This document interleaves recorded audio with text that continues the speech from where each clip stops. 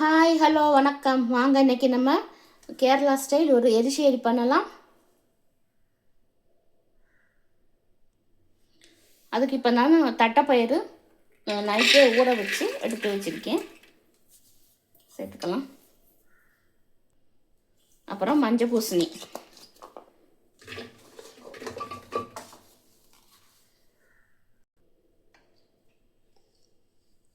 மிளகாத்தூள் ஒரு 1.5 ஸ்பூன் சேர்த்துக்கிறோம். மஞ்சள் தூள்,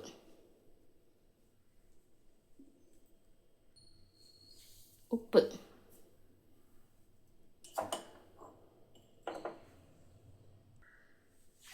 வேகத்துக்களவா தண்ணி சேர்த்துக்கிறோம்.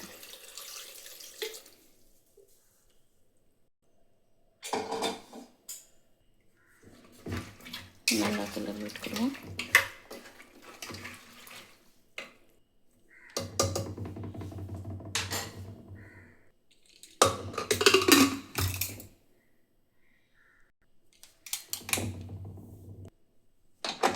இப்போ இது ஒரு 2 விசில் வச்சு எடுத்துக்கிடுவோம்.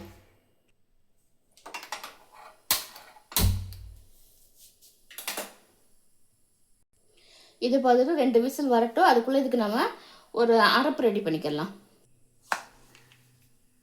கொஞ்சம் தேங்காய் சேர்த்துக்கிடுவோம்.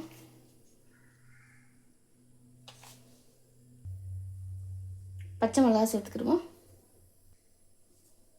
கொஞ்சோண்டு ஜீரகம், மஞ்சள் தூள்,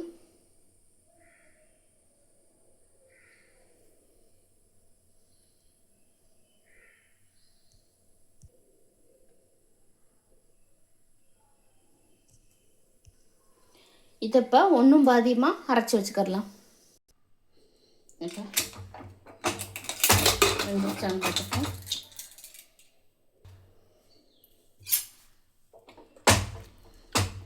நல்லா வெந்துருச்சு.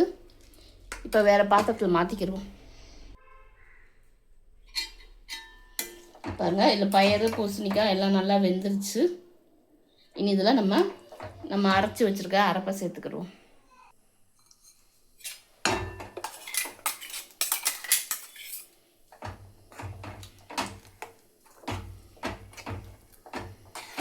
இது கொஞ்சம் அந்த தேங்காயோட பச்சை வாடெல்லாம் போகிற அளவுக்கு நல்லா வெந்துக்கிறட்டும்.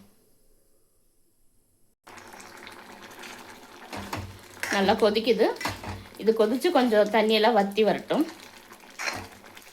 இப்போ ரெடி ஆகிடுச்சு. நம்ம இறக்கிட்டு இதுக்கு ஒரு தாளிப்பு கொடுத்துக்கலாம். இப்போ ஒரு கடாய் வச்சு கடாய் சூடு ஏறிடுச்சு. இதுக்கு எண்ணெய் சேர்த்துக்கலாம். தேங்காய் எண்ணெய் சேர்த்துக்கிறேன். இதுக்கு கண்டிப்பாக தேங்காய் எண்ணெய் தான் சேர்த்துக்கணும். வேறு என்ன சேர்த்தா டேஸ்ட் அவ்வளோ நல்லா இருக்காது. எண்ணெய் சூடு ஏறிச்சு. கடுகு சேர்த்துக்கலாம்.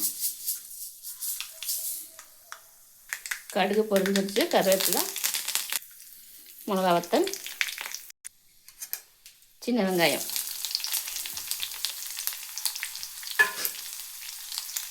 இது இப்போ நல்லா செவந்து வரட்டும். இப்போ வெங்காயம் நல்லா செவந்துருச்சு. இதில் நம்ம தேங்காய் சேர்த்துக்கலாம். இதில் ஹைலைட்டே இந்த தேங்காய் சேர்த்து வறுத்து போடுறது தான். நல்லா செவக்க சின்ன வெங்காயம், தேங்காய் எண்ணெய், தேங்காய் இதெல்லாம் நல்லா ஃப்ரை ஆகையில் ஒரு அட்டகாசமான ஸ்மெல்லு செம்மையாக இருக்குது. ஓகேங்க, இப்போ இது நல்லா செவந்து நல்லா ரெடி ஆயிடுச்சு. இப்போ நம்ம இந்த தாளிப்பை அதில் சேர்த்துக்கலாம்.